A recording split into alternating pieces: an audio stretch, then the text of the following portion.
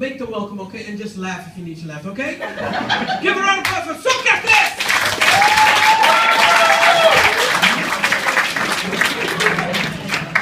Everybody, thanks so much. Give it up for Nino. How are we all doing tonight? Okay, that's good to hear. My name is Socrates. I'm an American. Yeah, thanks. We're slowly getting higher on the list as other countries go down. It's an absolute thing anyway. But yeah, I'm born and raised in the U.S. My dad's Greek, but on my mom's side, my grandfather, he's from Eastern Europe. I asked him where we were from, and since he was 4-year-old when he moved to the U.S. in 1896, and he was the oldest in the family except for his parents, and they didn't tell him anything else, they told him that we came from a land that wasn't called Poland, and now it's called Poland. Well, I took time to figure out it used to be Russia. Now, it's possible it's going to become Russia again, but at the moment, apparently it's Poland, I don't know. It's topical, you know. Do we have any Russians here tonight, out of the safety and caution? Just the one? Okay, so that row is Russia. The row behind you and in front of you, just for safety, is also Russia.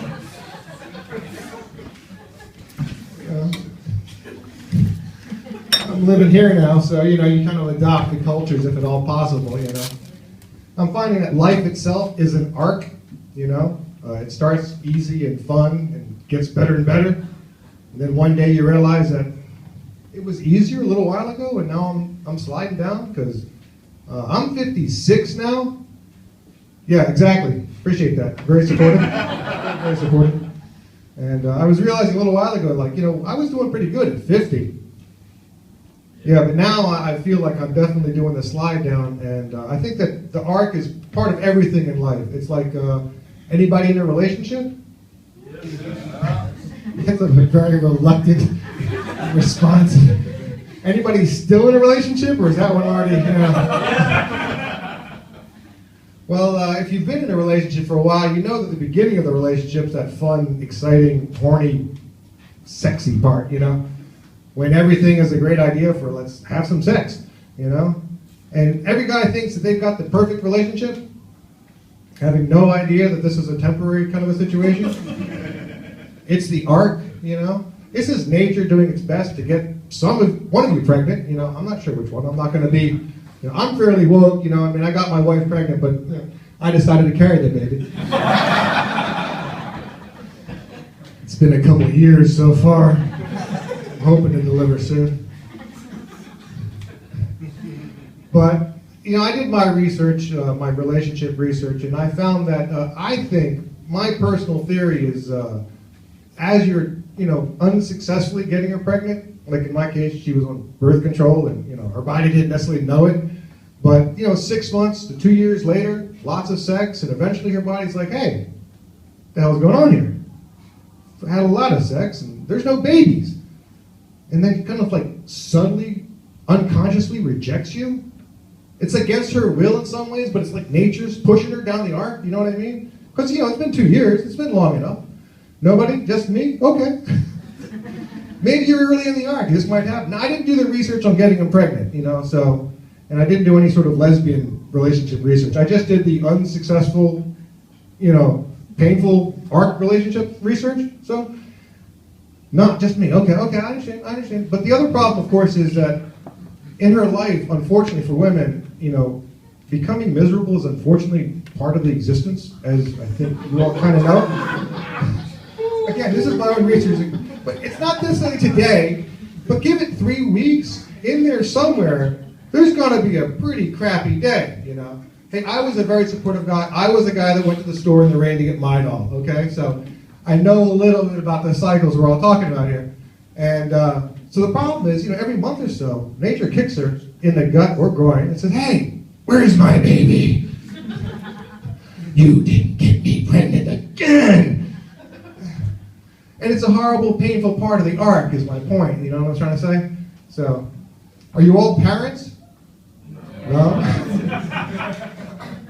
trying to read the crowd here. I'm not necessarily doing a good job, you know. I'm an American. You don't pick up on cues, you know.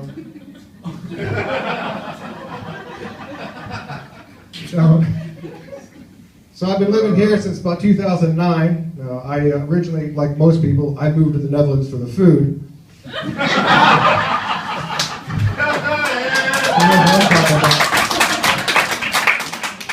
But I stayed for the weather. Well, you know, hey, I lived in Florida for 21 years, and it's like I have spots on my hands, but they stop right where the motorcycle gloves stop. So that was after 20 years of Florida. If you see the people on TV that live there like their whole lives, they're like, you know, dot machines. Yeah, so there's nothing great about any place. You know, the Netherlands, I personally love it here. Like I said, I've been living here since 2009. It's a great place to live, other than if you're outside. Yeah. But I bike everywhere, so you know you can deal with it. And like every culture has their own thing. You know what I mean? Like one of the great things about the Dutch is, you know, they have this concept of this warm, wonderful, sweet, excellent evening. You know, they have the word for it, gezellig. You know, I don't know if you speak any Dutch, but most Dutch words have a g in them because they love a good g.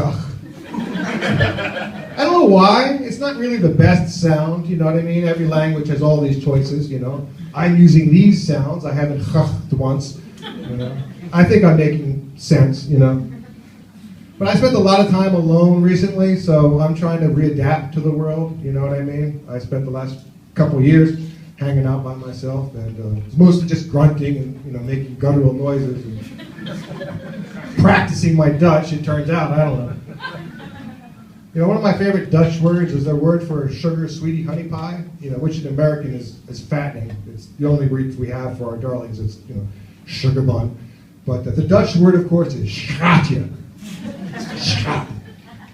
Of course it is, because it's got to have a sh in there somewhere. And schatje is, of course, the small version of it.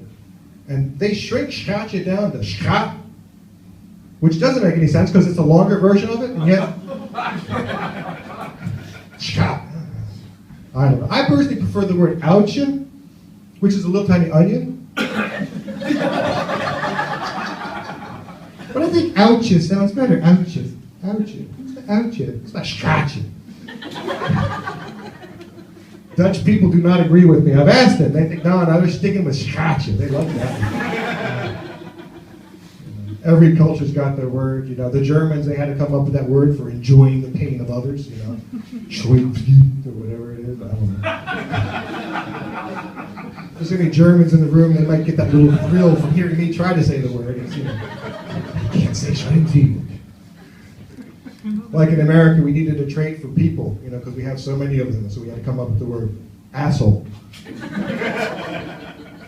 It's common, you know, it's a word we kind of need, you know what I'm saying? I try to be topical if I can. You all paying attention to this wonderful world of news, or are you all done with it now? Are you all staying home?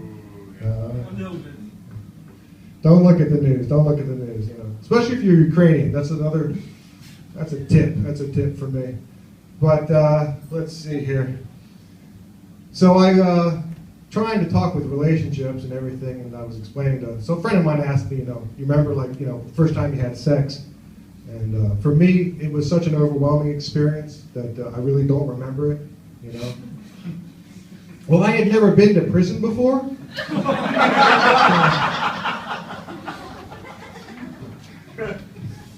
I learned a lot of things, though. You know, I found out that in some ways, being gay and being straight, they're not that different. In some ways. Like, you know, as a straight man, you know, I can't get laid. You know, appreciate that. You know, if I go to a bar, etc., you know, at the end of the night, there's nothing. But as a gay man, however, I choose not to get laid. And see, at the end of the night, the end result is exactly the same. But the difference is empowering. See, now I get to be the stuck-up little bitch who's too good to suck a dick. So, Now, like I said, I'm 56. I tried various ways to succeed in life, and I'm on stage doing stand-up comedy for a beer. Not including my train fare. So, I'm succeeding is my point. And at one point when I was still trying to make a success of this life, I tried to join the corporate world, and I found myself at the bottom rung of an incredibly tall corporate ladder. And every day before work, I would look up and I would pray to the Lord above that today was the day when I finally got fired. It was this horrible, mind-numbing job, And, basically, I would do things to try to make my day go quicker, like make little games up, and every day I would go through the accounting office on a regular basis, and the guy who ran it was named Bill. So I called him Biller. Because it was accurate, what he did, and I thought it was funny, I'm not saying it was hilarious, I'm saying I was bored. It's different. And the guy who ran my account was named Mark, so I called him Marker. Same basic joke, it was accurate. I walked into work one day, I said, "Hey, Biller, where's Marker? I got some papers for him." And he said that Mark does not work here any longer. I said, "Well, that's a shame. What happened?" And he said, "He got fired." I said, "That lucky bastard." Well, whoever's in his chair, I need to talk with him. I have these papers. They're not going to mark themselves. And he kind of laughed and pointed, and I walked over, and there was this black guy named Nick. All right? It was going to be tough. I decided I'm going to call him Nichols. Because he was, an element of change. And I realized, in retrospect, had I called him Nicker, I probably could have gotten fired quicker. My name is Sakati. You guys are great.